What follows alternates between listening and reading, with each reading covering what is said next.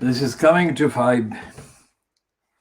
five minutes to 9, so 8:55 hours GMT in the morning of Sunday, the 6th of June 2021, and this is part B of the Khoodeelaar television channel being broadcast only on the internet, not on satellite or on terrestrial, nor on cable platforms.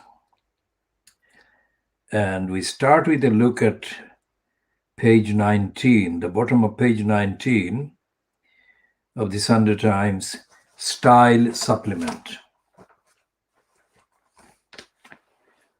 Here is a kind of proof on the cover. They're calling this person supermodel.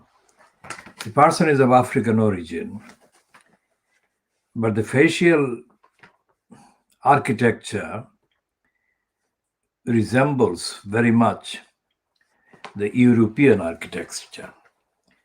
And that is the racist, genetic racist kind of preference for perpetuating the European structure as the base. Base is the core of the good beauty and glamour and the norm. Now, on page 19 of this magazine, there is a heading, and this summer's new social hotspot, the allotment. Yes, really. It's a piece that is describing the words by Molly Gunn. Why are we talking about this? Simple answer is because among the things that Jeremy Corbyn was accused of doing was to have an allotment. And the use of the allotment in the context of references to Jeremy Corbyn by Fleet Street was as if his use of allotment or having an allotment was another crime against humanity. Now that is the extent of criminality perpetuated by Fleet Street liars and criminals and crooks. And that is what is part of the evidence of the sickness of Fleet Street media and newspapers. And we shall be talking more about the allotment and the Fleet Street sickness in due course. But that is symptomatic of the darkness, stupidity, backwardness, and idiocy and racism and antagonism to democracy that Fleet Street is a vehicle for.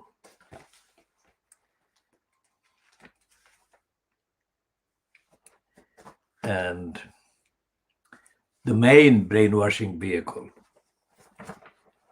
Because so long as there are printed kind of papers that are picked up by people who buy the cover price and actually spend any amount of time reading or looking at the contents, there will be the direct influence, the impact, subliminal as well as direct and otherwise. And that is why this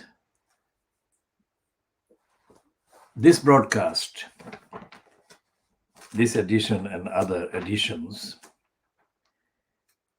constitute what we call factually world exclusive diagnosis.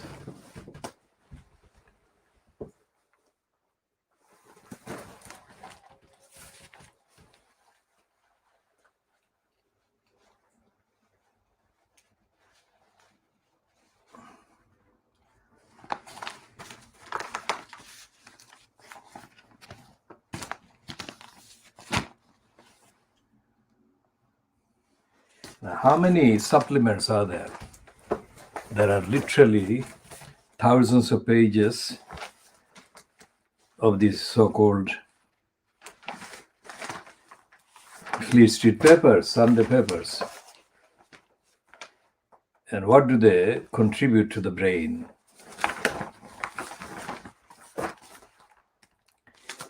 They wash the brains, for sure.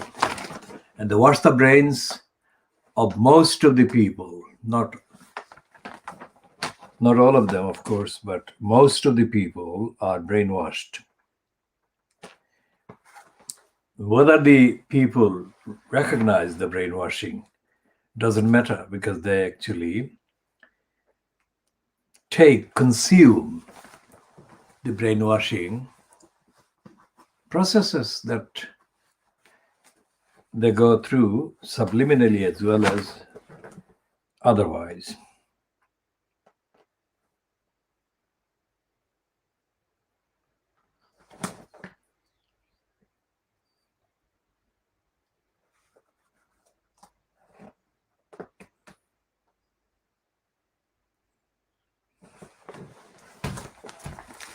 So there are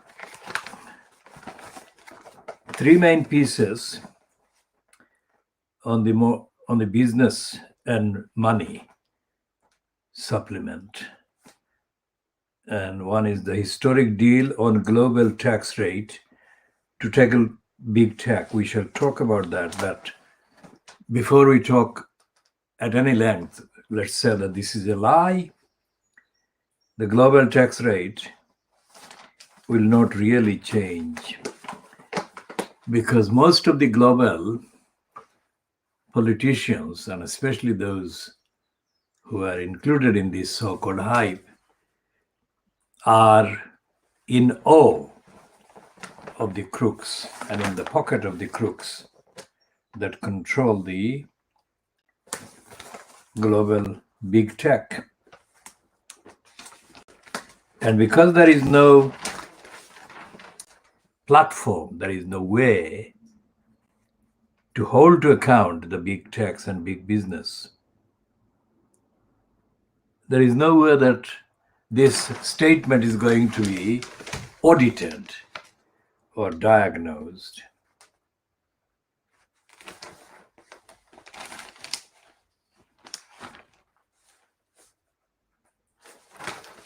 And the reason why they can't and they won't hold the criminals to account is because they are part of the criminals' enterprises. All these governments, all these Western governments, the ones that are now called the G7, are in the pockets of the big business criminals who own the agenda and the narrative.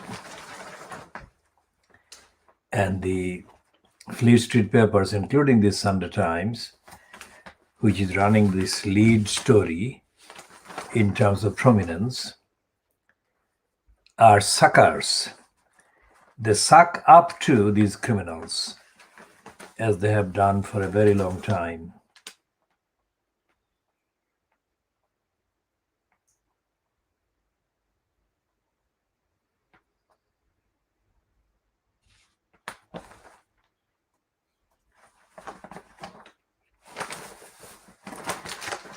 And despite the fact that it's called business and money, let's focus on the money thing. It has not got anything to do with examining, let alone reporting, the latest position of the corruption agenda pursued by G7 countries and the other countries in any order, descending or ascending.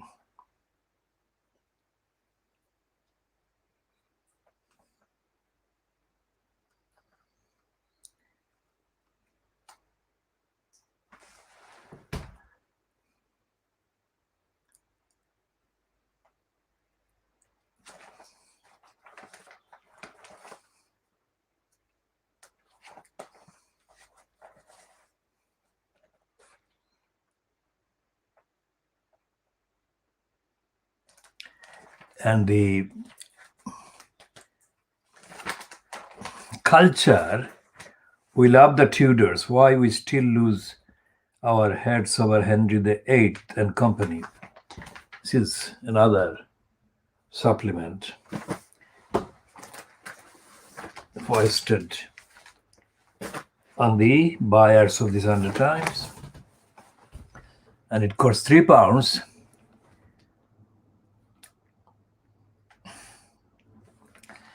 And it says the first page of the newspaper, the Sunday Times proper, has got this heading: Palace, that is Buckingham Palace, Brenda's Palace, sends for William to rescue Union. Now this is a confirmation that Boris Johnson is responsible for this dire state, and yet they are not blaming Boris Johnson for it.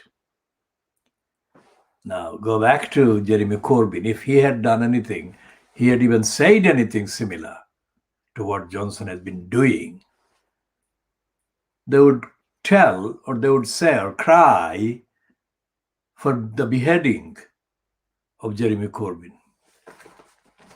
Yes. So go back to the allotment and look at the complete corrupt criminal, lying, sick-making, disservice, misinformation that Fleet Street is. So here is the explanatory second kind of heading, which is covering Boris Johnson's failures by blaming the generic politicians for losing Scotland. But it's not the politicians so much as Boris Johnson who is losing Scotland. And we emphasize that that is the criminal, corrupt, racist role of the Sunday Times, and all these times must be re-edited or retitled by crimes, which is the word that we have been using against the financial crimes. So it says, this piece has got this dishonest woman called Royanika, who is allegedly of Iranian origin, but she is an absolutely pro-racist, anti-Muslim criminal opportunist, which is why they give her the space and the spot. So Tim Shipman is the political kind of main reporter, while Royanika is the so-called royal reporter. And John Bootman is not described as holding any particular sectional position. So these three are the byliners. For the Palace sends for William to rescue Union. And it says, courtiers are drawing up plans for the Duke and Duchess of Cambridge to spend more time in Scotland to bolster the Union, amid fears in the royal household that politicians are losing Scotland. I mean, how dare they say politicians? These liars are shielding Boris Johnson, who is the main person that is losing Scotland.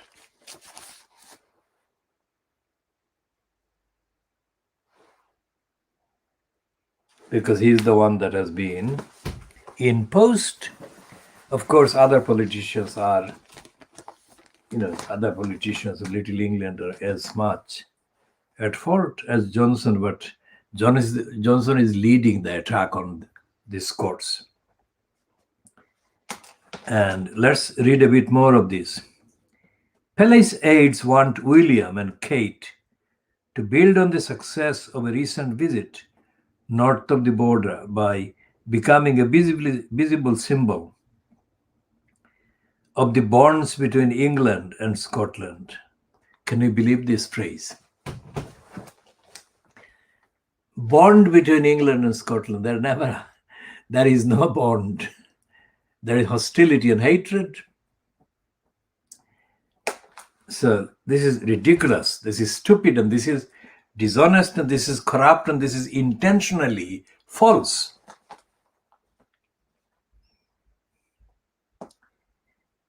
Officials do not think the issue should be left to politicians because the union is based on a united monarchy as well as a political deal.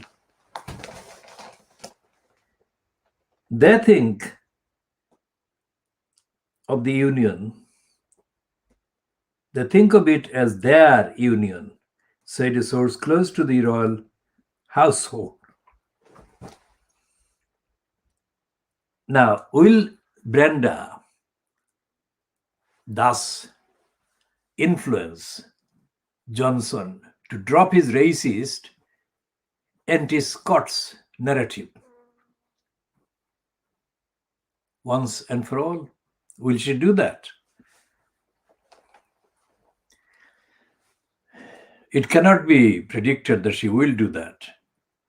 So this may be just a spin, but let's see what else is contained in that piece.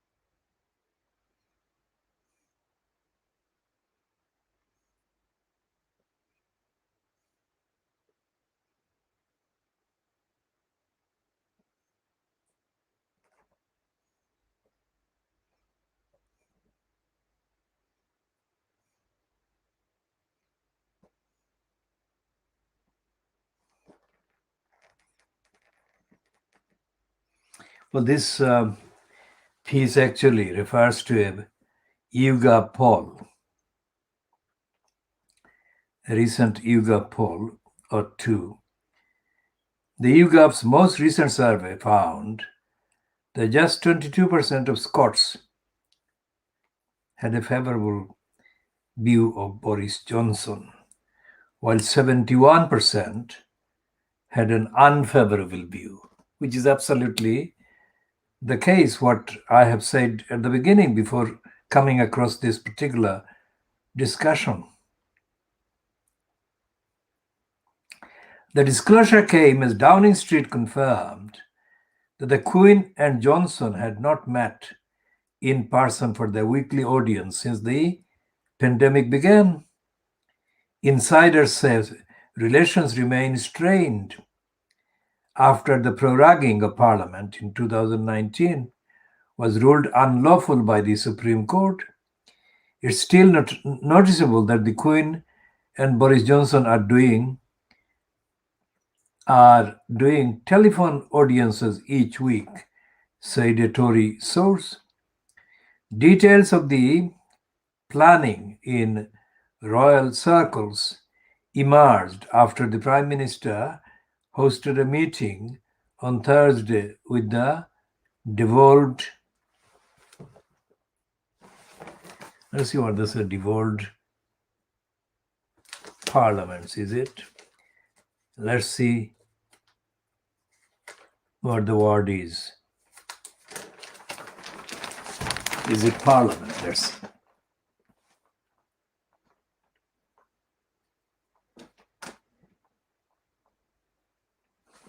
Well, it's not parliament, it says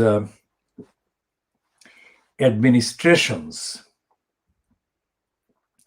designed to strengthen links between England, Scotland, Wales, and Northern Ireland. And they have no mention of Cornwall in there. Among the plans discussed were the Turing University Exchange, which replaces the European Union's Erasmus scheme, will offer student exchanges between parts of the UK as well as abroad. More money will be invested in transport links between parts of the UK. British diplomats will be told to refer to the UK as one country rather than the four nations of the UK. Whitehall officials will be told to put the preservation of the Union at the heart of policymaking. Ministers are privately supporting, ministers are privately supportive of William, but are reluctant to ask the royals to do more, fearful of being accused of politicizing the monarchy. An opinion survey in March found that 39% of voters in Scotland favor retaining the royal family if the UK breaks up, while 39% said a Scottish republic should be created and 22% said they did not know. Buckingham Palace declined to comment. Of course it did.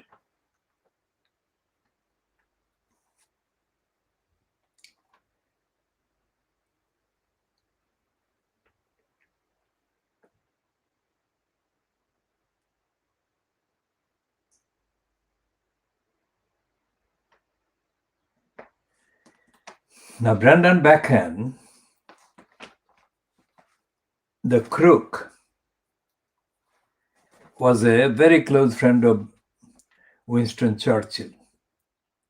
And when Bracken was aged 54, he set up a bogus school to satisfy his caning fetish. Now, these are the fascists that are credited so much by the British agencies and the state and the establishment.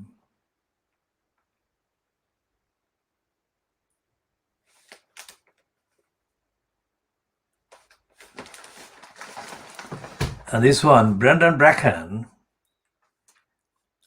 is the one that created that house, that building near St. Paul's Cathedral that Churchill used. But that's a detail of the history. Now, this is a piece about Churchill's friend, Brendan Bracken, who posed as 16-year-old schoolboy. A prominent conservative politician and close friend of Winston Churchill set up a bogus summer school in Scotland where he posed as a 16-year-old schoolboy and hired other teenagers to cane him, according to a new memoir. Brendan Bracken, Churchill's wartime Minister of Information and one of Britain's most successful newspaper publishers, was 54 in the mid-1950s when he embarked on a secret double life as a schoolboy named Mike, who was said to suffer from a premature aging condition. Look at that. Look at the kind of fabrication. That building called Bracken House, just near the St. Paul Cathedral, was the center of a lot of activities by Churchill with Bracken. The man who founded the modern Financial Times, whose London headquarters is named Bracken House, hired tutors and classmates who were led to believe that Mike was a troubled teenager in shorts and long socks who needed to be punished regularly for smoking and drinking. Now, we call the Financial Times the financial crimes. And look at that. Look at the vindication of that. We didn't think of that connection. We knew about Financial Times, Bracken House, Churchill, and Brendan Beckon collected. But we didn't think when we were talking about the renaming of the Financial Times of the financial crimes. Our focus was factual.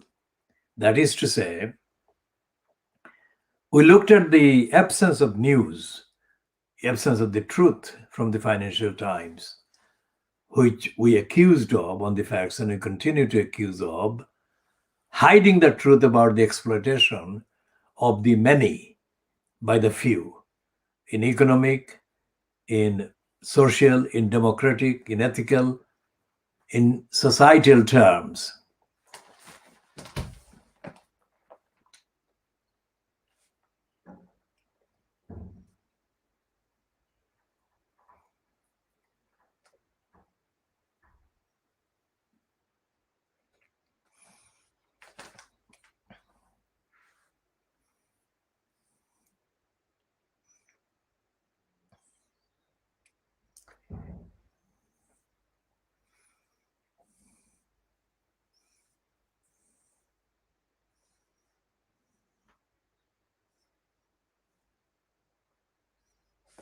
Now, here is the further proof about fakery and fabrication. Remember, Churchill used his son's wife. He literally did use his son's wife as part of a spying operation to sleep with American military and other political figures. So Churchill was in practice the pimp who pimped his son's wife to sleep with Americans as part of Churchill's agenda to influence those Americans. So we shall come to that kind of detail in due course, but let's go back to this Sunday Times piece, page 3 of the Sunday Times, not the supplement, but the main paper. The instrument of chastisement in our mini boarding school was the cane, writes David Campbell, one of several teenagers hired as prefects to supervise Mike, the name given to Brendan Beckon. Campbell, 85, writes in his memoir, Minstrel Heart, that although he found Mike a bit odd, Brecken's fantasy world was so carefully constructed with forged letters from supposed guardians, lawyers, and an imaginary uncle that he came to accept the premature aging story. He, meaning David Campbell, the writer of the book Minstrel Heart, who was one of the teenagers hired by Churchill or whoever operated that scam by Brendan Beckon to act as prefects. And the 54-year-old was passed on by these forgeries, and around the definition of this so-called diagnosis that he had a premature aging condition. That is to say that he looked older than he really was, whereas the truth was the opposite. He was being made to look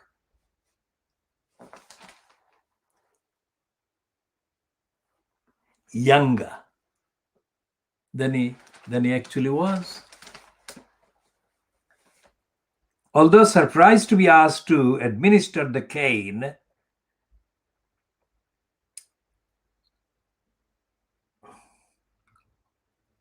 David Campbell noted that Mike never evinced any grudge about being punished. It was not until several summers later that a new tutor arrived at the school, recognized Bracken, and the fantasy crumbled. Part of me was stunned. Part had already begun to unpeel the cataract of credulity that had let myself, tutors, companions, cooks, and housemaids in successive Scottish grand house schools become part of the masquerade, Campbell writes. Bracken was Churchill's loyal ally, although successive periods of war and peace. And reading this again, Bracken was Churchill's loyal ally through successive periods of war and peace. The two were so close, several biographers noted, there were rumors he was Churchill's illegitimate son. I mean, whatever I remember about Bracken House, Brendan Bracken and Churchill and the Financial Times, is based on my reading of several biographical accounts during the 1970s and 1980s. Bracken was Churchill's loyal ally through successive periods of war and peace. The two were so close, several biographers noted, there were rumors he was Churchill's illegitimate son. When Churchill returned to Downing Street in 1951, Bracken declined a ministerial role and retired from politics. Bracken became Viscount Bracken of Christchurch, his last constituency as a Conservative MP, but never took up his seat in the House of Lords. Lords we use within quotation marks. Instead, he embarked on what Campbell described as an unimaginable journey from the halls of Westminster to the privacy of remote Scottish estates, where he could dress up in grey flannel shorts, attend lessons with his prefects, and bend over a chair for a regular beating. Bracken once quoted Penelope Dudley Ward, daughter of Freda, sometimes mistress of Edward VIII, when he was Prince of Wales, but never married, and there were inevitable rumors that he was gay. Yet Campbell insisted last week that the man he knew as Mike never evinced a hint of sexual interest in the prefects at his school. He never ever touched any of us in a sexual way, although there was clearly an element of masochism, he said. It just seemed to be this strange fantasy we were all sucked into. I was 16 or 17 at the time, and yes, you think that's really odd, but he made a friendship with me and my family, and after a while, you came to accept it. Bracken had a record of inventing alternative lives. Well, it seems that anyone who is in any way associated with the name Churchill has got a propensity to create alternative lives. As the congenital liar and fantasist Boris Johnson has done for more than 30 years, while he has cultivated the fantasy of being the next Winston Churchill.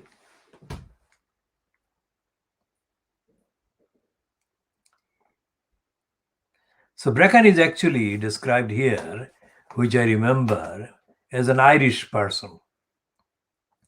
The son of an Irish builder who died when he was 3, Bracken turned into an unruly child and was sent to Australia to live with a cousin who was a priest. By the time he returned to Britain in 1920, Bracken was posing as an Australian 4 years older than his real age. He would later claim his parents had died in a bushfire in Australia. In London, Bracken moved into publishing and politics and was introduced to Winston Churchill. Series of publishing deals brought him a stable of newspapers and magazine interests, and eventually earned him the post of Churchill's propaganda chief in 1941. It was in 1957, on the remote island of Scalpe near Skye, that the schoolboy fantasies of Churchill's best friend came crashing down. Campbell writes that a private tutor, Michael Green, arrived at the summer school, recognized his new pupil immediately, and asked to speak to Mike privately. Green, a former army chaplain, then appeared at Campbell's door. "This has to stop," he said. "Do you know who Mike actually is? He's Lord Brendan. He's Lord Brendan Bracken.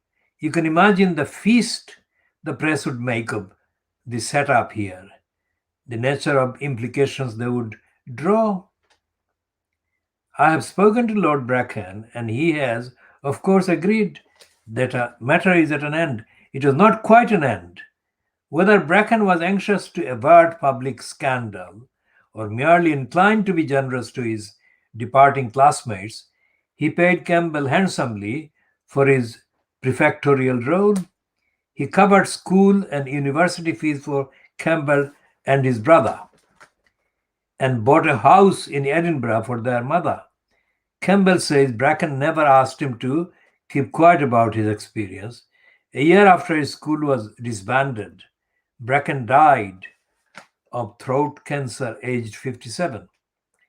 Today, Campbell believes that whatever Bracken's sexual proclivities and taste for being beaten, what the Viscount enjoyed most was the manufacture of drama. Campbell has 34 letters, all apparently written by Bracken under different identities, in support of the fiction that he was an ailing schoolboy with special needs. The elaboration of his fantasy was a work of genius, said Campbell. Campbell later became a teacher, then a BBC radio producer, and latterly a traditional storyteller. His memoir is launched on Tuesday by Luath Press in print, an imprint in Edinburgh. So that's the latest kind of biographical and ethical note about Winston Churchill. Now,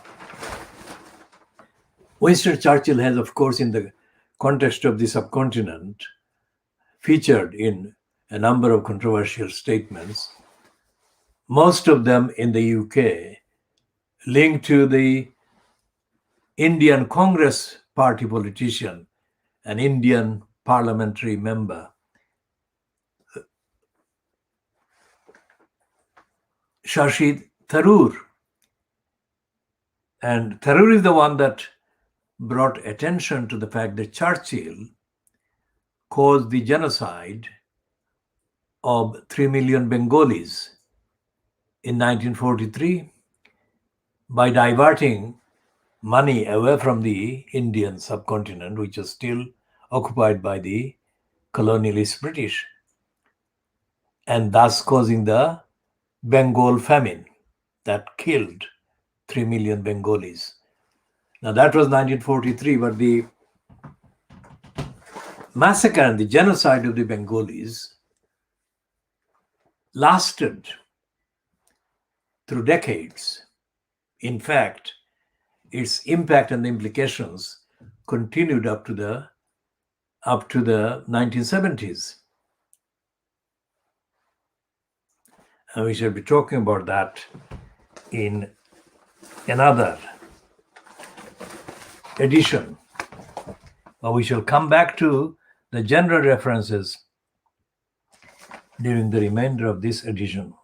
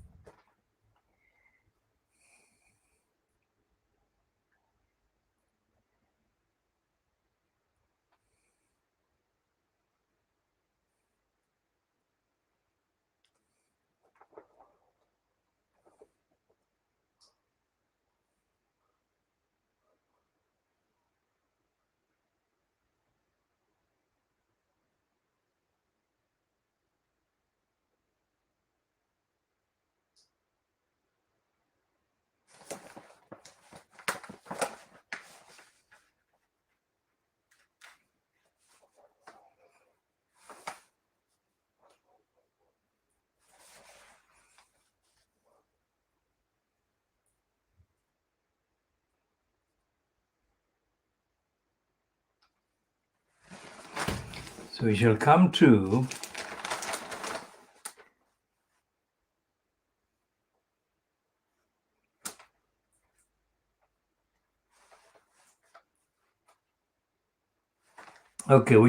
Tar Hamlets as an updater based on this investigation that is printed on pages 6 and 7 of today's Sunday Times, which the first heading in big letters says exposed, broken system that took away my baby.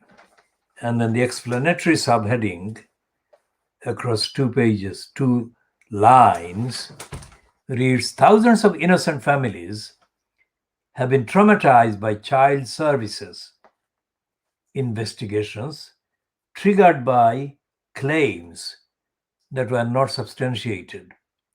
A legal challenge by the Sunday Times has allowed one mother to tell her story publicly. Now, this is a kind of reference to what we exclusively call the corrupt councils. Okay, so this is the kind of tip of the iceberg about the corrupt councils in England. And so this is the kind of full display of the 2-page spread. The 2 pages being bigger than tabloid. This is something that takes up more space than is available on a television screen. So what we are doing here is going back to the campaign that we've been running in context about the rights and the justice that these 4 girls, Tar Hamlets schoolgirls, have been denied by Tar Hamlets Council, choosing to fail or neglect these girls under the duty that the Tar Hamlets Council has had and has to safeguard children. Now, this one is saying that the councils investigate too readily, and the investigations destroy families. That is to say, the councils take part in activities that they shouldn't do, that they look into the private lives of families and destroy the children's lives and the families. The opposite is the case about the 4 girls, schoolgirls, Tar Hamlets schoolgirls, whose needs and rights and whose vulnerability were all neglected by the Tar Hamlets Council, which should have investigated everything and should have helped these girls and should have prevented tragedies happening to these girls. But it didn't.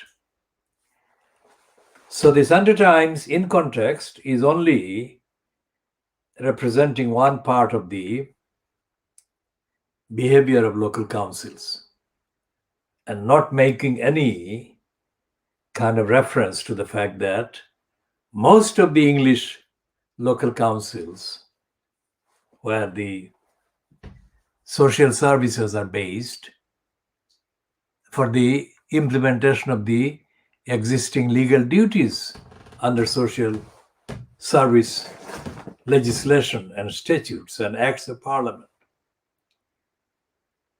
Local government is called local government for the fact that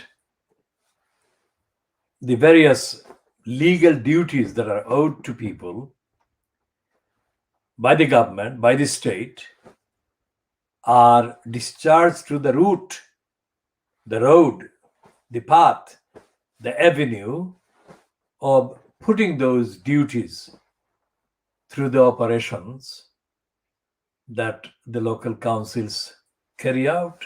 That is the hypothesis, that is the supposition, that is the assumption. But the truth is that the local councils don't deliver the duties, they don't discharge the duties, they don't take enough care or any care of the people in their boroughs, in their areas, in their territories, as legally defined and as legally demarcated. So this story is the system that took away my baby. This is something that happens too many times. And most of the children being taken away by councils, most of them, not all of them, are further abused by the council and the council's process and the council's personnel, as is evident in the ongoing and still incomplete so-called inquiries into councils abusing children, sexually abusing children in places where the councils were supposed to be safeguarding the children.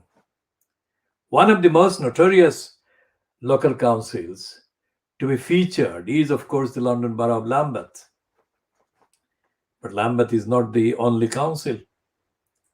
Most councils in England, most local councils in England are linked with misuse of children, abuse of children, and neglect of children. And that can be kind of extrapolated and added to the fact that they have been misusing, abusing, and misrepresenting parents.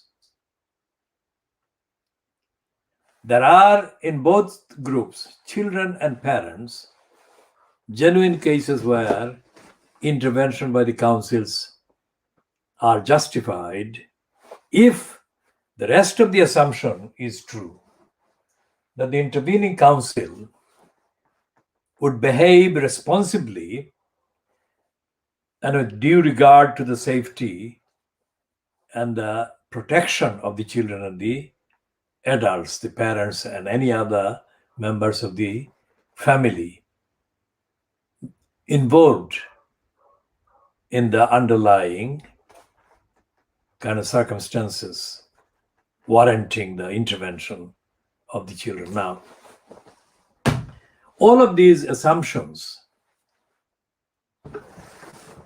are based on the further assumption in a society that the various auditing organizations and agencies were behaving responsibly, with integrity, with absolute honesty, and with absolute respect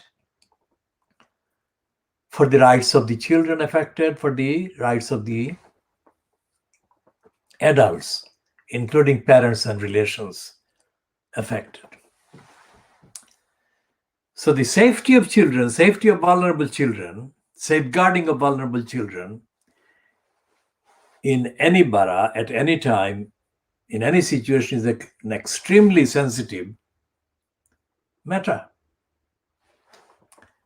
And as it is extremely sensitive, it warrants, it raises justifiable duties by the elected politicians, like the elected councillors,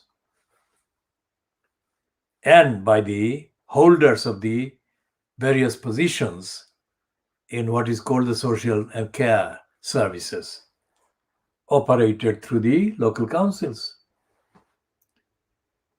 Yet, reading the Sunday Times, reading the rest of the Fleet Street papers, Sunday or any of the weekday editions, it is hardly the case that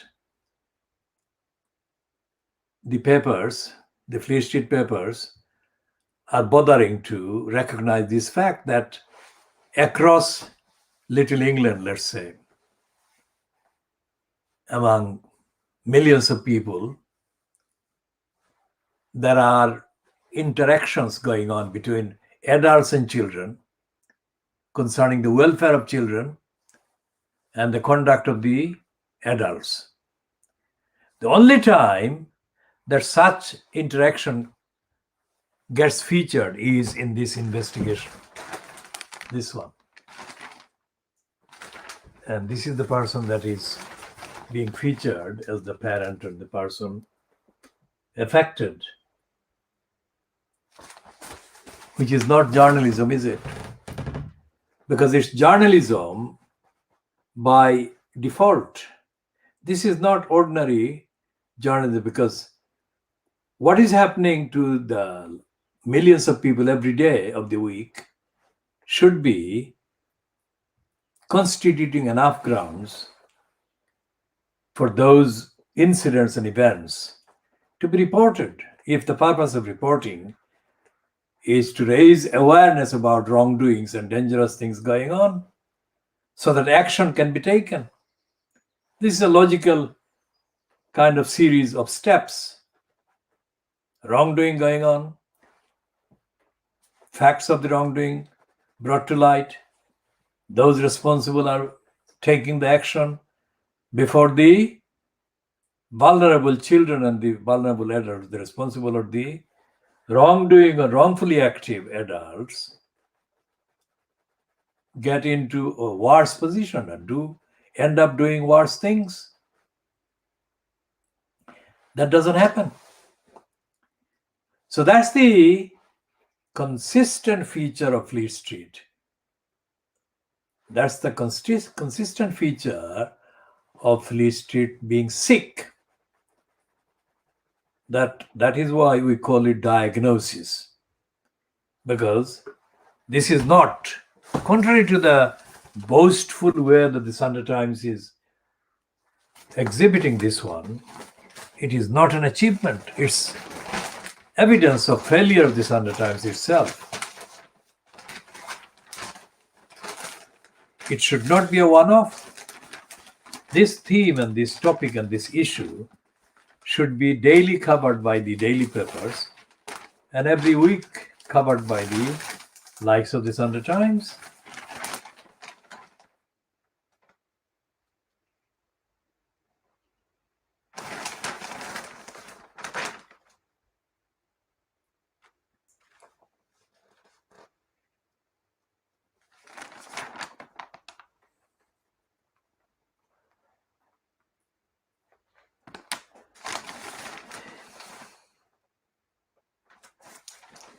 Now, here is we'll read some of the selected parts of this piece.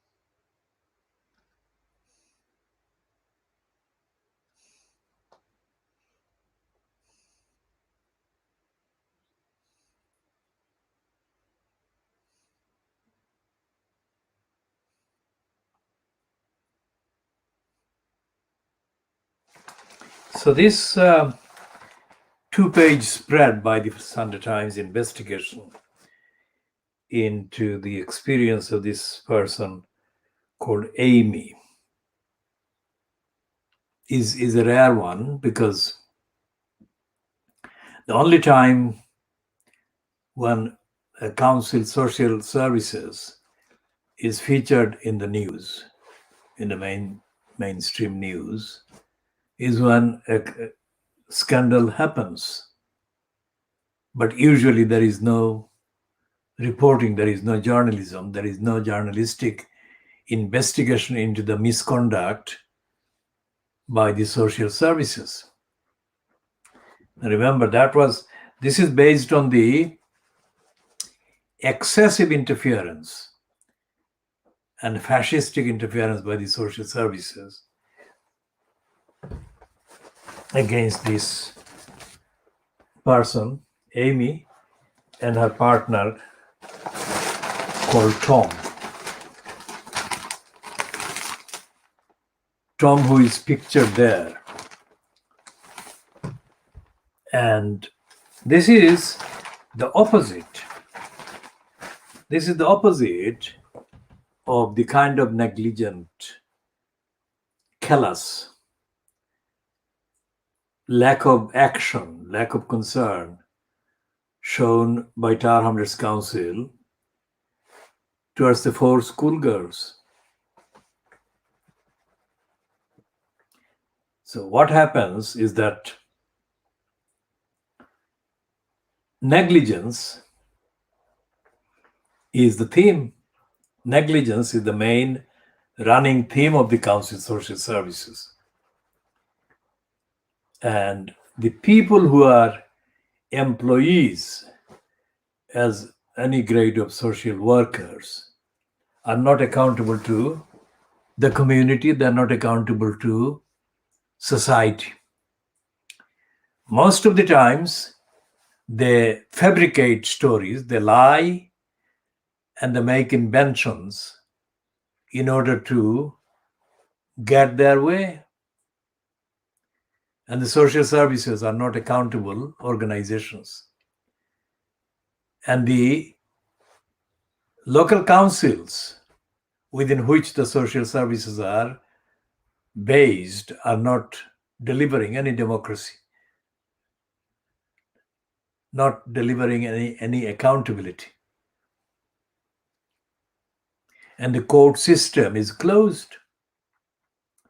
There is no transparency, and there is no transparent action or access to the decisions or the procedures followed by the courts into a particular case or cases.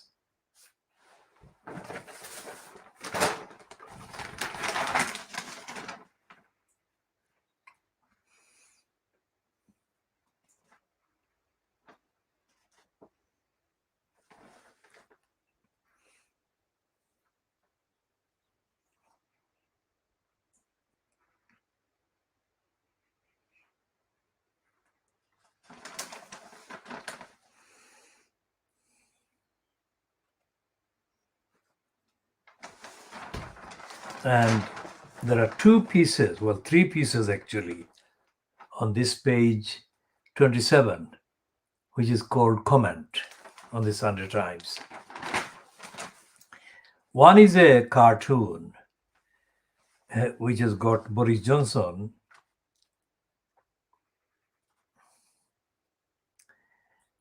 wearing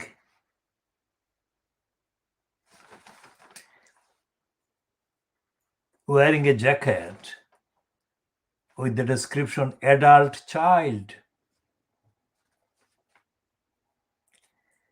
And one side of him saying, in the unlikely event that we reach our destination, he's on a plane, of course. The other side is saying there is no guarantee you will get home again. This is the cartoon. Johnson appearing as either pilot or an aircraft person. That is the cartoon. And the item on the right of the page, page 27, by Jamie Metzel is headed "Stifling Debate on the Virus Makes Another Virus More Likely." That is one. And the other one, byline to Christina Lamb, says, "Until our leaders bridge the great vaccine divide, no one will be safe." And there is a subheading which says, "Britain has vaccinated half its adults, and Burkina Faso only 200 people. The G7 has a global duty to act."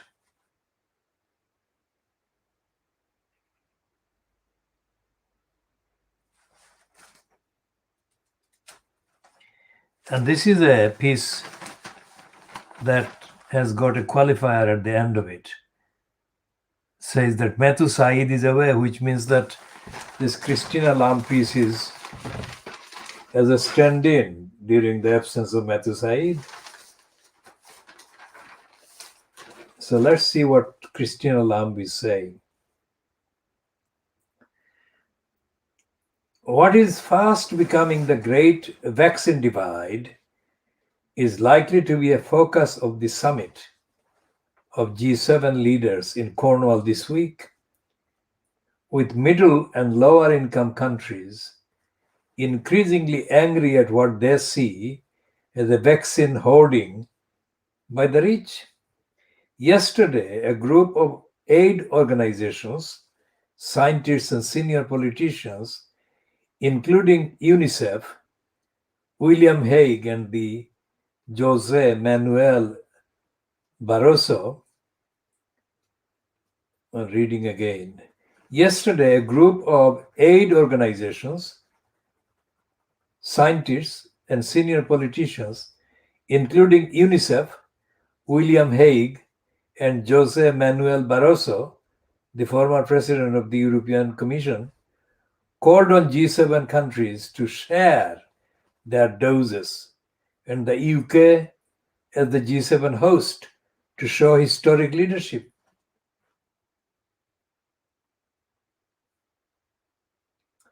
Barroso is chairman of Gavi, the Global Vaccine Sharing Program, which sounds like a good initiative but has so far shared only 76 million COVID vaccines. This was boosted last week with a commitment of 19 million vaccines from the Biden administration, and now has pledges of $9.6 billion. So even if these materialize, and they often don't, this will mean vaccinating only 30%, less than half what is needed for herd immunity.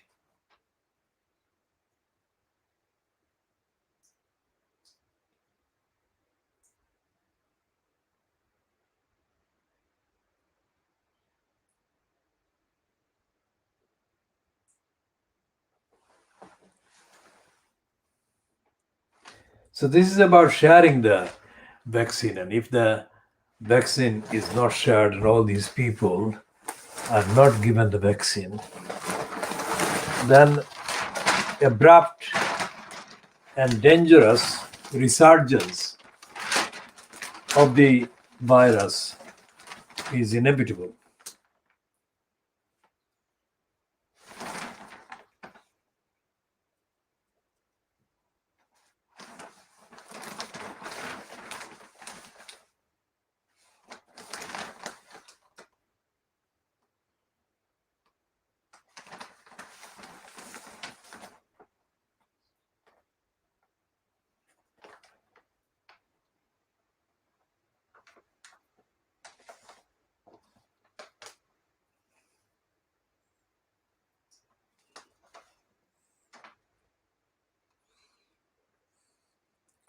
So there is a piece about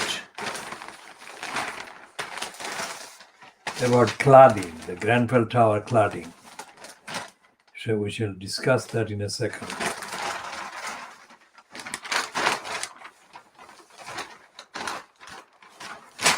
Remember the theme that we call this program World Exclusive Diagnosis of Fleet Street. Although we read stuff from the papers, we do that by way of evidential reference. We do not do that in any way to suggest that the papers we are reading from,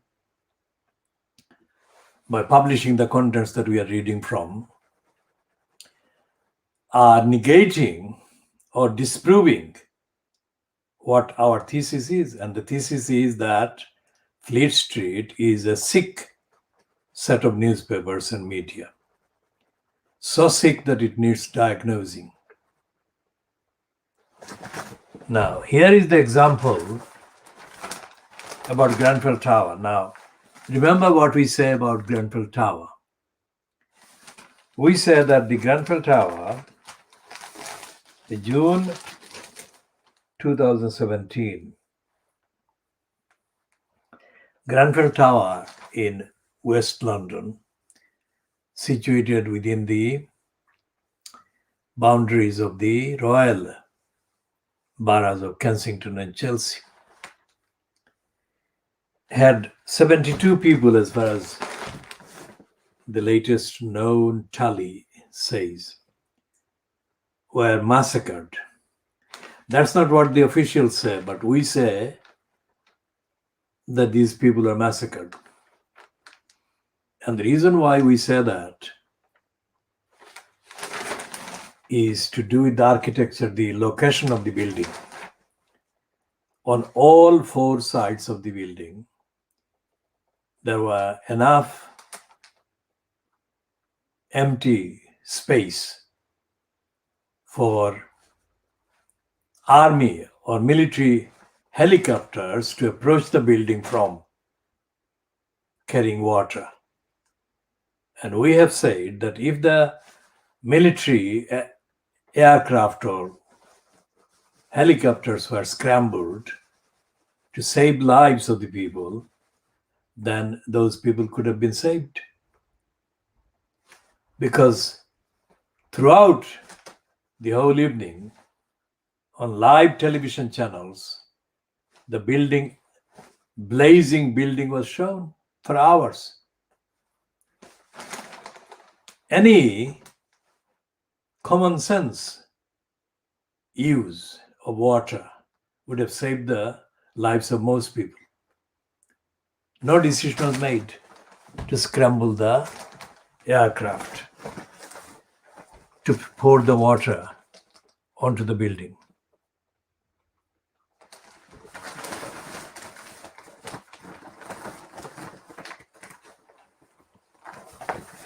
So we'll come back to the piece about the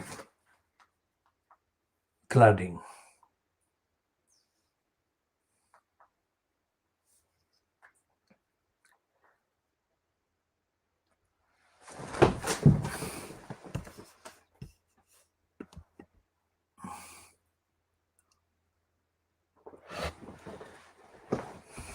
This piece in the Sunday Times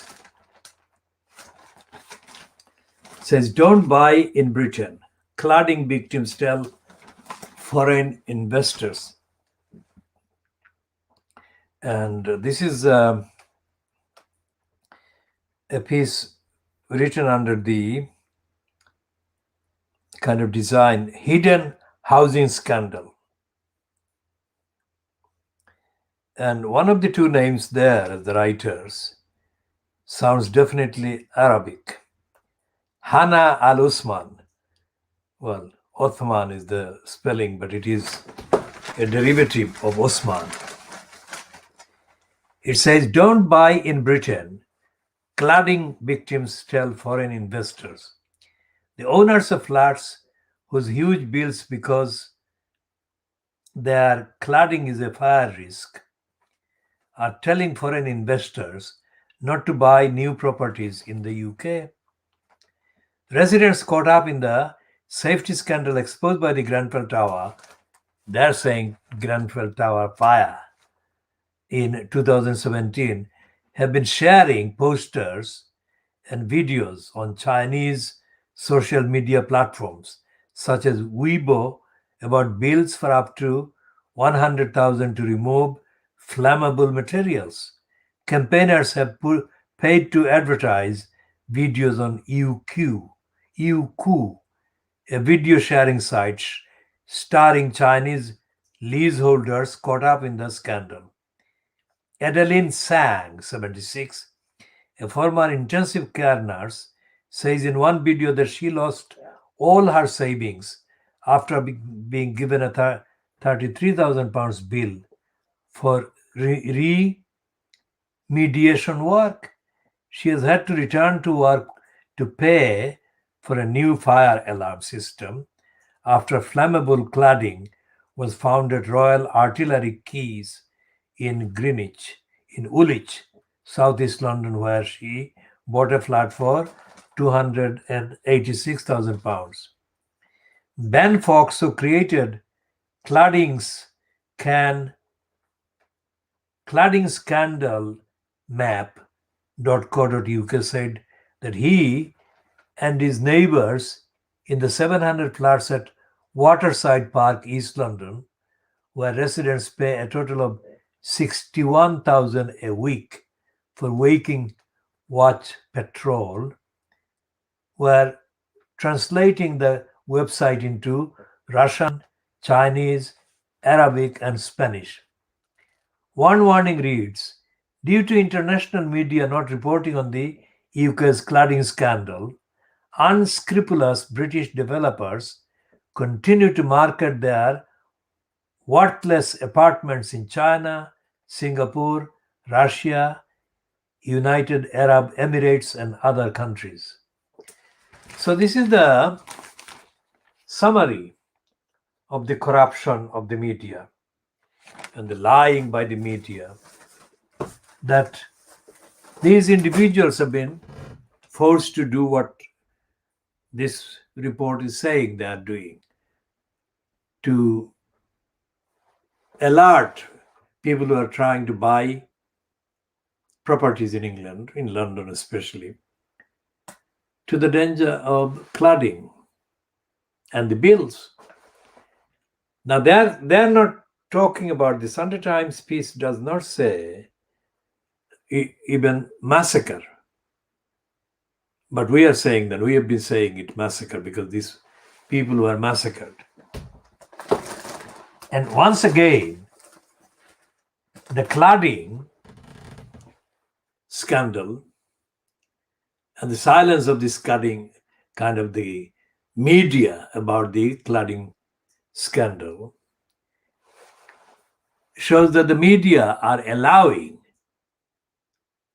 negligent and criminal or criminals controlled local councils to carry on doing the crimes and to carry on being allowed to escape liability.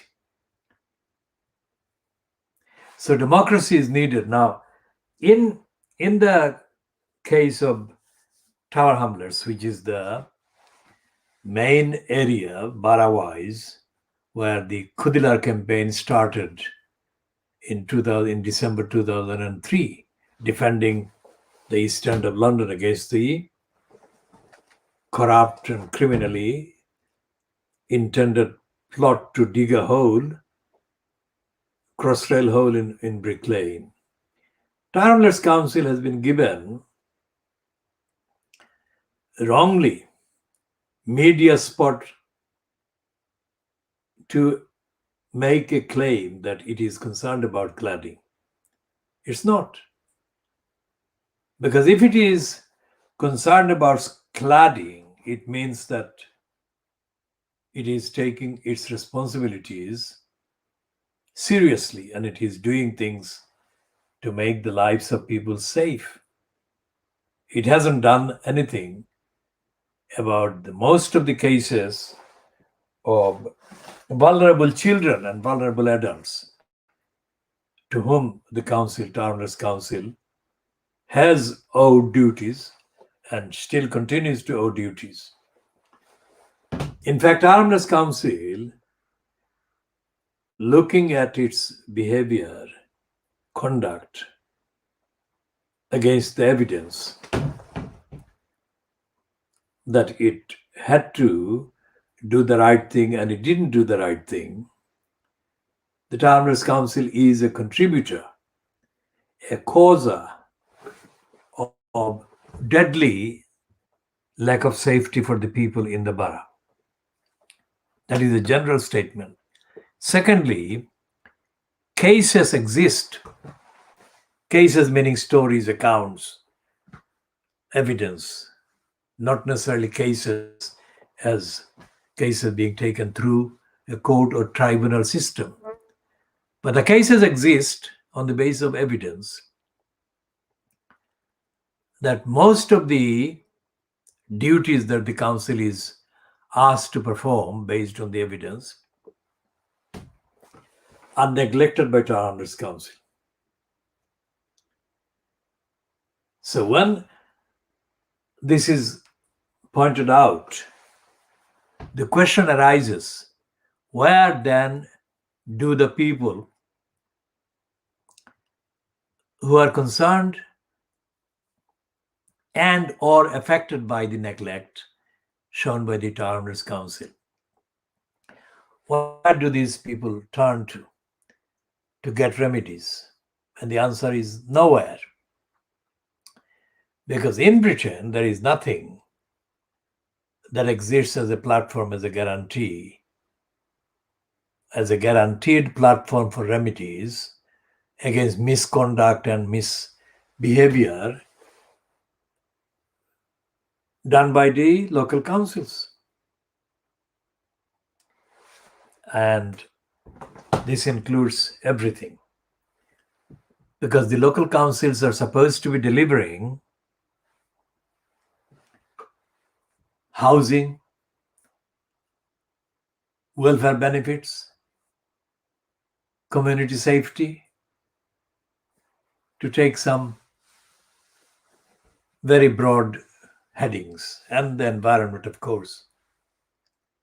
But if you look at the coverage of the so-called local papers, say for example in the case of Tower Hamlets, the local papers or local news website is dominated by the thing we call the East London idiotizer.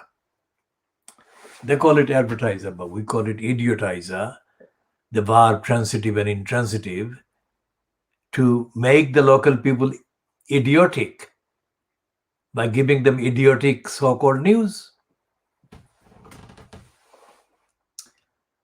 The East London idiotizer has existed for a very long time, long before the appearance of the Tower Hamlets Council as a borough. But there is no record.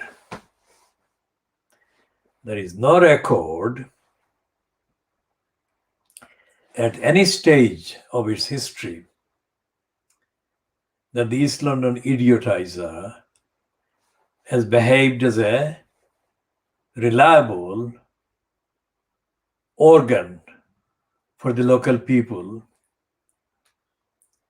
to get reliable, truthful information about things that matter to their safety, their well-being, their welfare, and the essential knowledge that they need to have about the duties and the latest obligations owed to the community by the existing Borough Council. The Borough Council, of course, as is known now, used to be known differently because the current Tower Hamlets Council is a merged council, merger of three smaller boroughs that took place in effect from April 1965.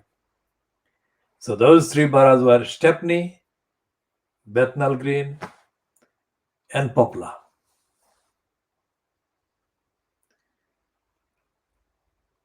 So the East London idiotizer didn't really campaign for the people in any of these boroughs to have properly served and represented by the local smaller boroughs. And the policy hasn't changed, despite the fact that the formal ownership of the title has changed from the family-based owners to the archant, which is a business rather than a family. So what the East London idiotizer does these days is even worse, and getting worse by the edition, weekly edition. Worse than it did even 10 years ago, 20 years ago. So if you kind of put together all the local papers that are published apparently to the consumers in the boroughs in London, you cannot find, even in the combined contents of these papers, even 1% of the evidence of what is going on, what the local councils are doing wrong against the council, what the local elected councillors are doing against the community.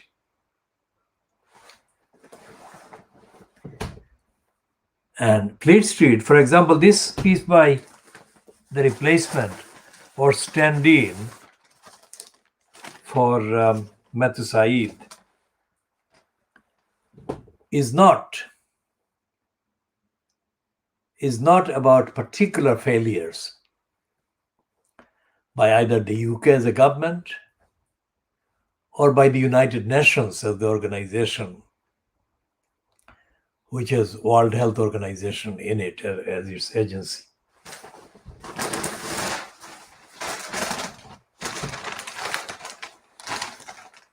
So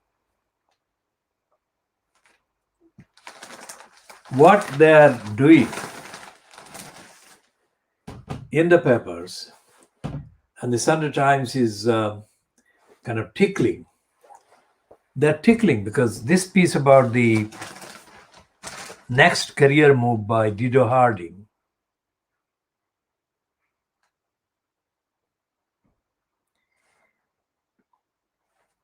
that she is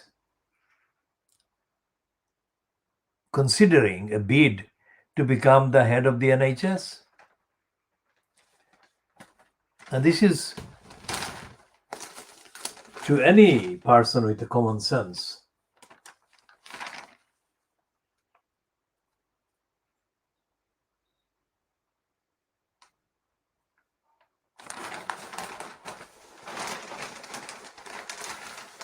although it is repugnant in terms of common sense, because the record of Dido Harding is absolutely a threat to safety, public health.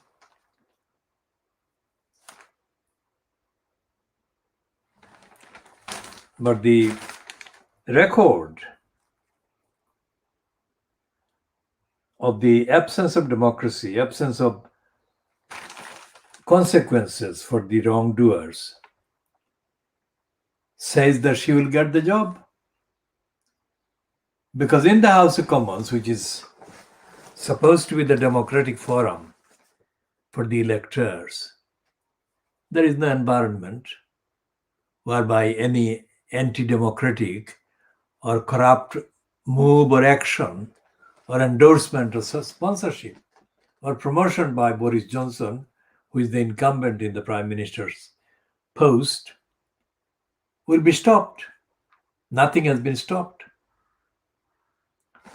Nothing has been stopped in the 11 calendar years since the Conservatives got this power to control government in May 2010. Just over 11 calendar years. Because no matter how outrageous to the ordinary people, to ordinary thinking, to ordinary observation, a particular behavior by the government or the conservative or their colluders, the Sikh flag-fronted Lib Dums, no matter how outrageous, no matter how bad for society, none of these bad, outrageous things has been stopped by anybody or any movement. And that has been going on for 11 years at least. And that is more than 10 years before the leadership of the Labour Party has been so-called changed, so-called, and being in the hands of the political murderer of the Labour Party, Keir Starmer. So even before Keir Starmer, even before Jeremy Corbyn, the Labour Party has been defunct, dysfunctional, dysfunctioning, unfit for purpose, not representing democracy. And the newspapers are not saying that. We are saying that. Why? Because the newspapers have been happy that that is the case. That has been the case. The newspapers would not condemn failures of the Labour Party. The newspapers would be quite happy to celebrate, which is what they have been doing. In fact, the newspapers have been part of the main reason for the comparative lack of popularity among the electors by the Labour Party in the last decade. In fact, the Labour Party has never been supported by the Fleet Street, regardless of the difference in the political kind of state of political radicalism or not, that the objective standards could be applied to identify in the particular incumbent in the post of leader of the Labour Party in opposition.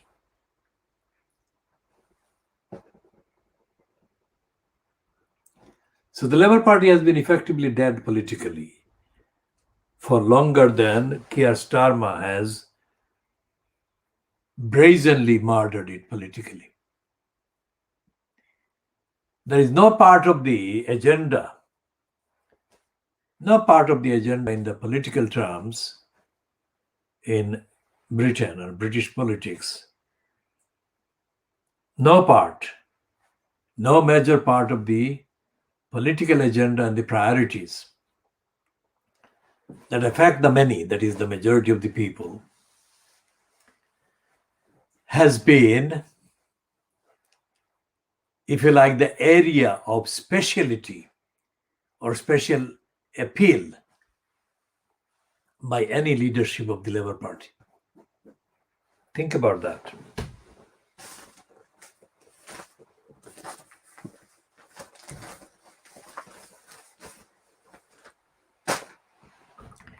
Now, what we say to the people who are viewing this is that we post, and sometimes we post pages, items from newspapers like this one on our Twitter account. So the Twitter account is twitter.com/Khoodeelaar, KHOODEELAAR, as is on the banner. And we are just doing this one, this minute, from the Sunday Times about Dido Harding.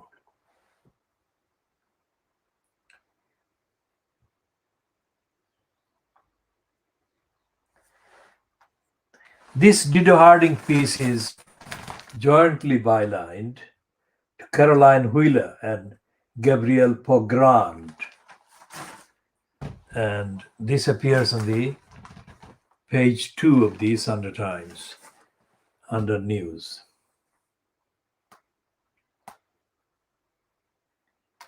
So if we can let viewers know that this is what we do, then you can follow up in some detail what we are actually referring to. You can read the whole piece there. And it's one piece a part of a £3 UK price investment. We're making that available to you for free, because if you go online for that piece, it is a paywalled website. So you can't get access unless you pay, either for a period of few months or for a one-off access, which is either way quite expensive. So we are making this service available. And this is the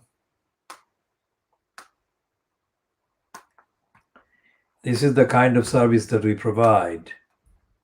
Evidence. As the Dido Harding is eyeing the job of being the head of the NHS. Now listen to the rest of what we are going to say about this one. Because when she says that she's going to, well, when she's reportedly plotting to become the NHS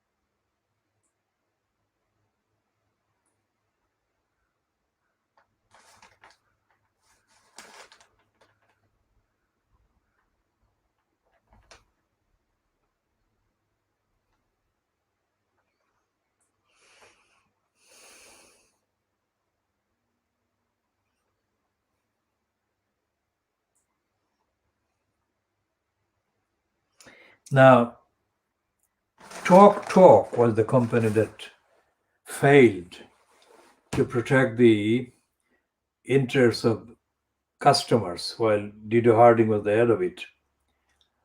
And in this piece by the two, Caroline Wheeler and Gabrielle Pagron, there is no reference to anything, any accountability forum, any transparency forum, any audit forum. So what we said about the then East Pakistan, as seen by an American writer who said after visiting the then East Pakistan, he wrote in a book that even to those who don't believe that God exists, the fact that East Pakistan appears to work, or people seem to get around and get on with things, must be proof that God exists. He said that because on his observations, nobody was reliable, nobody was efficient, nobody was focused, and nobody was caring enough about their duties. And yet, the country that is now Bangladesh, but that was when it was East Pakistan, appeared to work, thus confirming even to the most unbelieving atheists that God must exist. So this is a kind of extrapolation that Britain exists. When you look at the actual individual behavior of the government, of the organizations, and of the councils, you find that None of them is reliable. None of them is accountable. None of them is telling the truth. And most certainly, not Fleet Street, not the BBC, not the media. They are not telling the truth. And yet the country appears to be working. So there must be a God. There must be a God even for those who deny the existence of God. Our program is not making a point about the division between the people who believe in the existence of God or non-existence of God.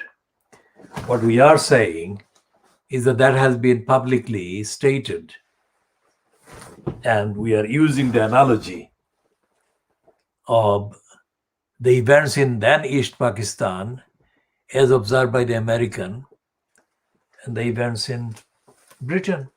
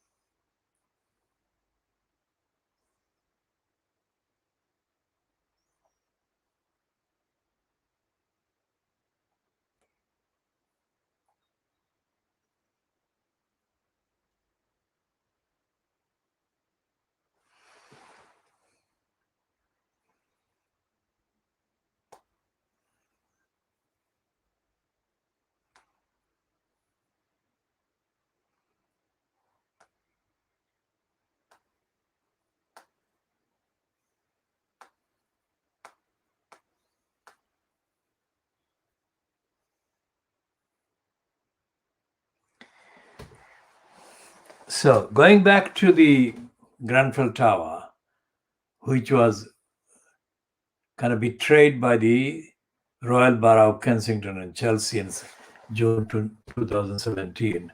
Let's recap, because the victims and some of the others who are campaigning about fire safety, building safety for a long number of years before the massacring fire had said to the Royal Borough of Kensington and Chelsea that some tragedy would happen, something disastrous would happen. And instead of paying attention to these warnings, the Royal Borough of Kensington and Chelsea allowed cladding, this is absolute definite causer of fire, to be applied to the building, making the building even more absolutely guaranteed hazardous. What does it show? After the nearly 100 people are murdered and massacred, now there is an ongoing kind of so-called investigation. And as we have said before, in Britain, there is a pattern, there is a set, corrupt kind of pattern. After large numbers of people are killed or large numbers of people are damaged or harmed by an event that should not have happened, should not have been allowed to happen, the government immediately kind of resorts to appoint an inquiry.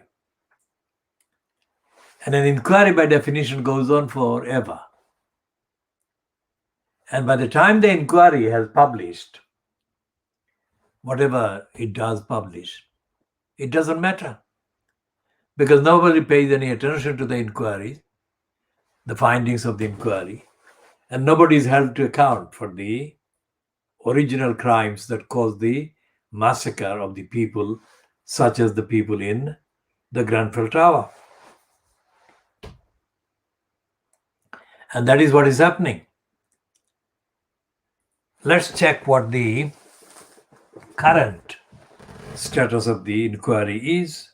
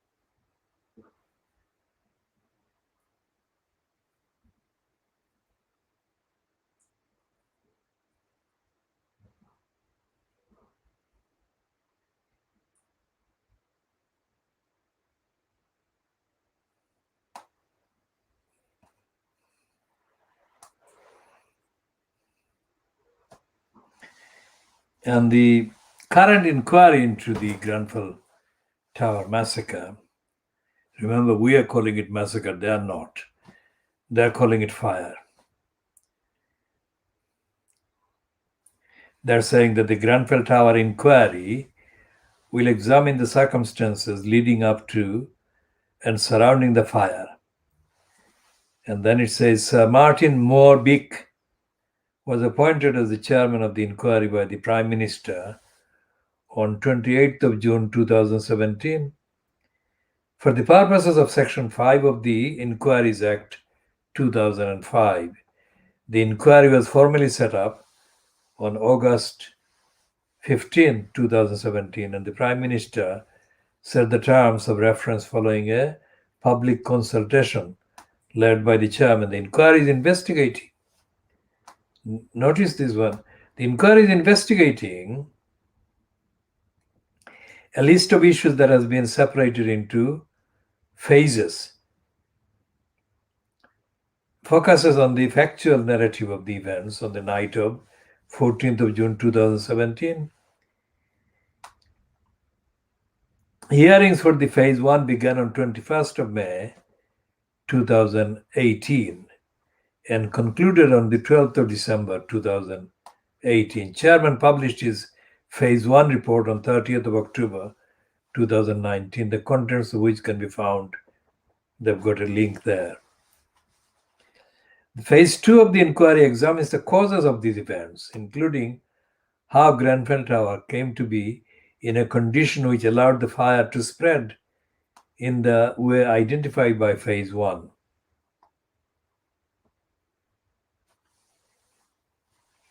And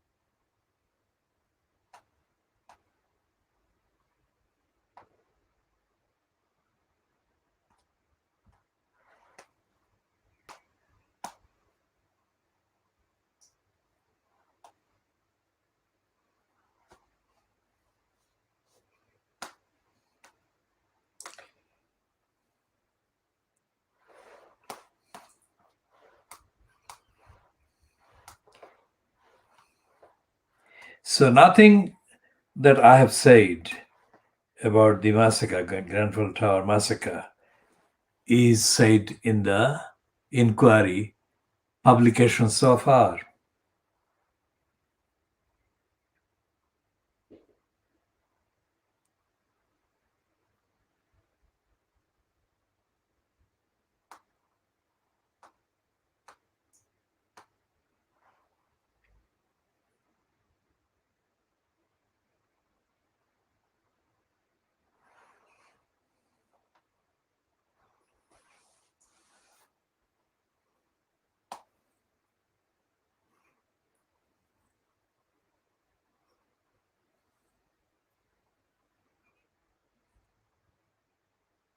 So the inquiry is still continuing.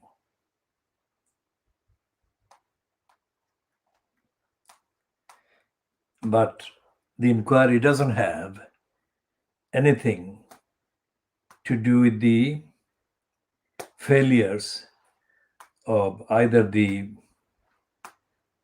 council or of the contractors.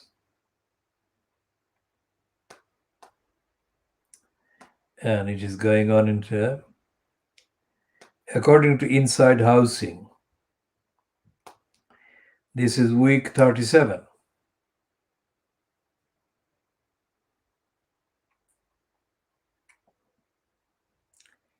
And this is the phase 2 of the inquiry.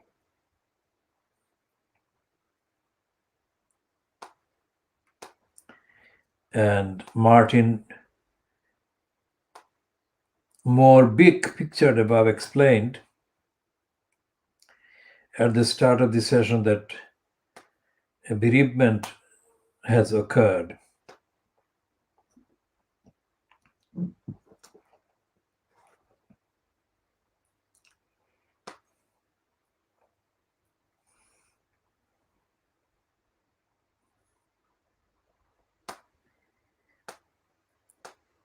I mean, this kind of fire, as is pictured in this image, could be easily eradicated by the pouring of water from a helicopter that is so easily accessible, because nothing was blocking the access to that part of the building from outside of the building.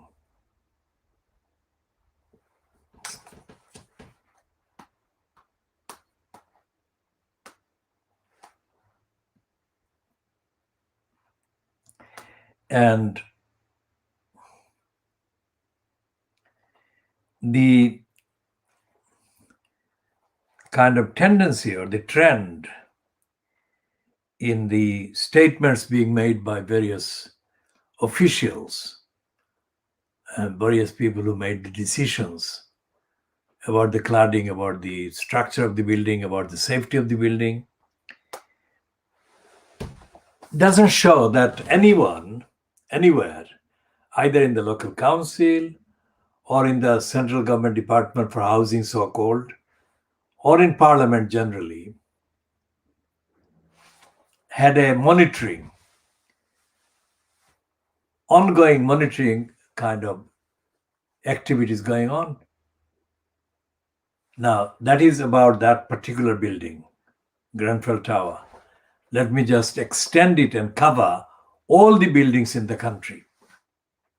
There is nothing. Now, that was the inquiry was set up in, let's say, August 2017, 2 months after the massacre. And there have been plenty of references to Grenfell Tower in the media, in the Fleet Street. But there has been no investigation.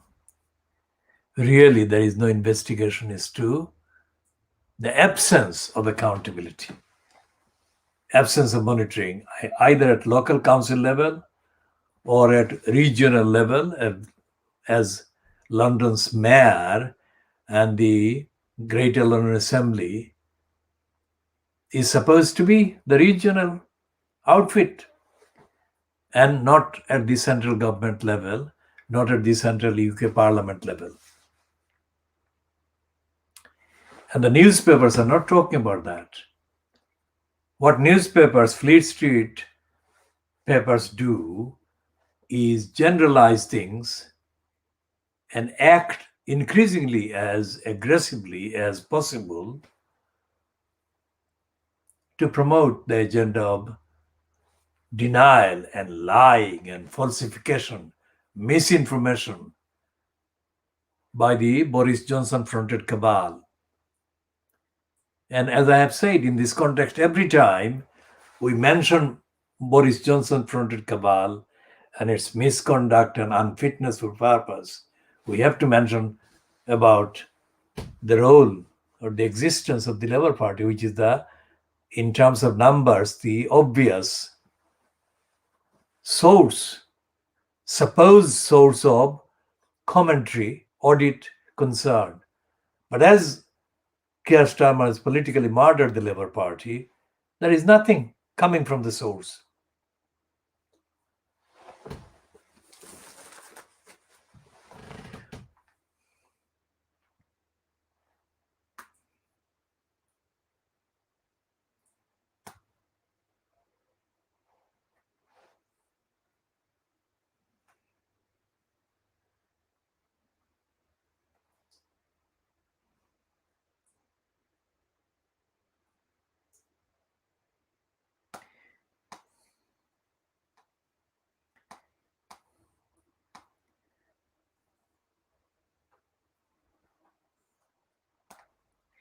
And the fact that there is no reference in the media, not only just the Sunday Times, but the, let's say, the Observer, which is the Sunday version now of the Guardian.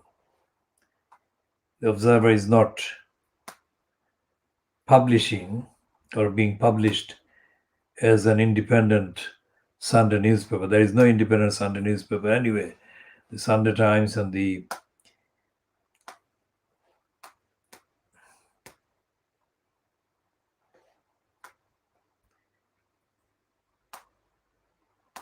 Sunday Times and the Sunday Telegraph and the Sun on Sunday, the Star or Daily Star on Sunday, Sunday Express, the Mail on Sunday. These are not politically, ideologically, evidentially independent at all. And they're not objective. And they're not sources that, quote, readers can actually rely on about anything.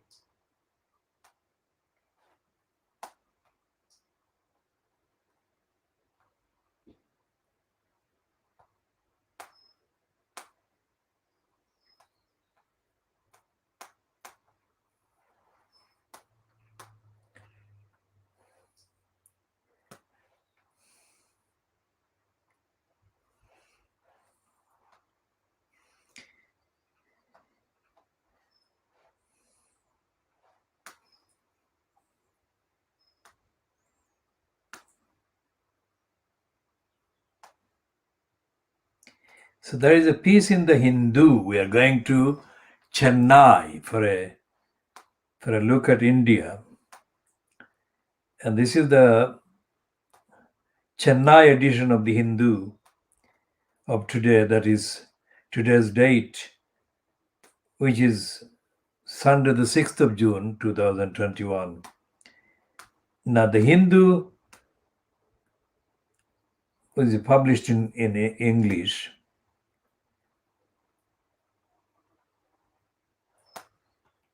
is a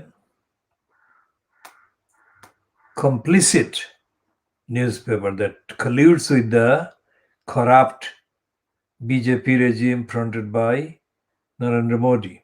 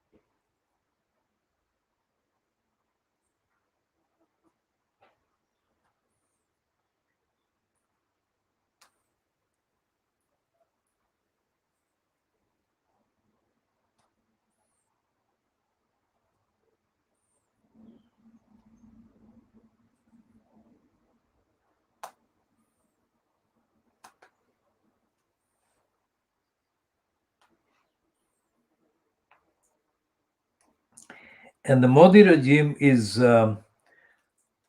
featured, its propaganda is featured by the Hindu at the top of the page of the Chennai edition today. It says Chennai City Edition, 24 pages. Is it 10 Indian rupees?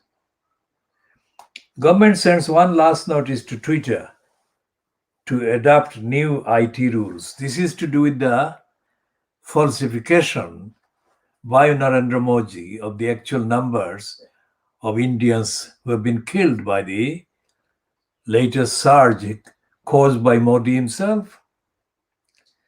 And the dispute is to do with the fact that many people are tweeting the actual facts or facts nearer to the facts, if you like, nearer to the facts that Modi regime denies.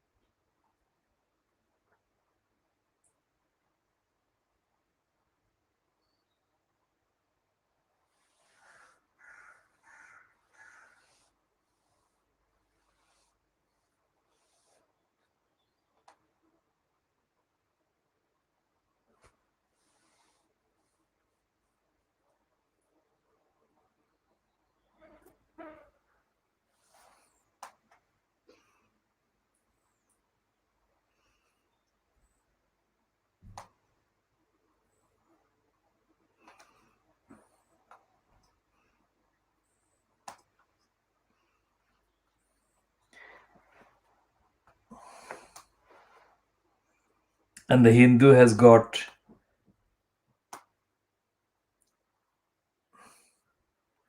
loads and loads of propaganda, diversions, just like the Express does have every single edition about diversions away from Narendra Modi's fronted BJP Hindutva coalition.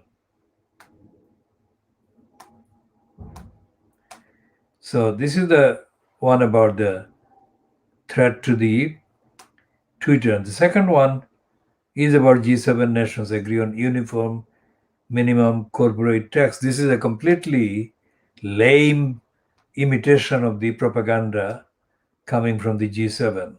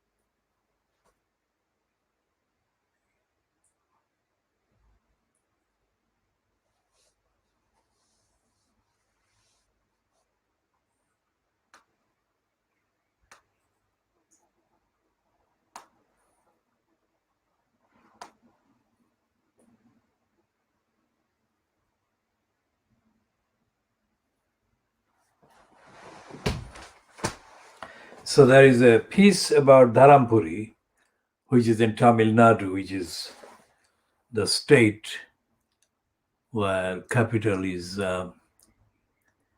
capital city. The main city is, of course, Chennai. That used to be called Madras. Is it Bangalore that is the main capital?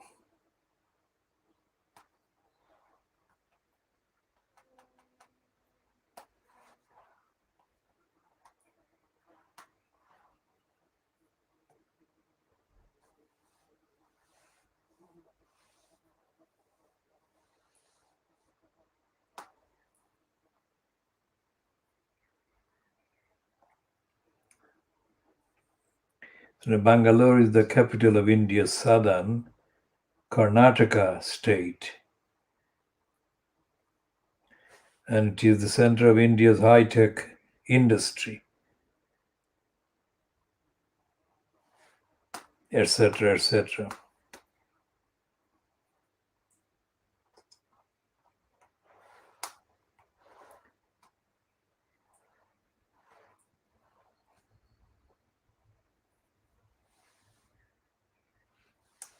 And Hyderabad is the capital of southern India's Telangana state, and again is a major center for the technology industry.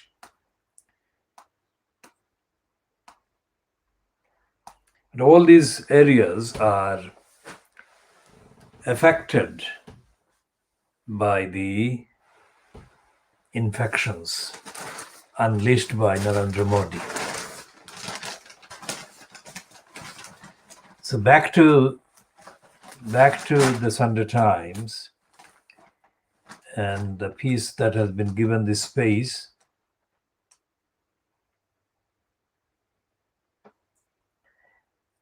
is a promotion for Andrew Marr and his so-called book, How Modern Britain Was Forged.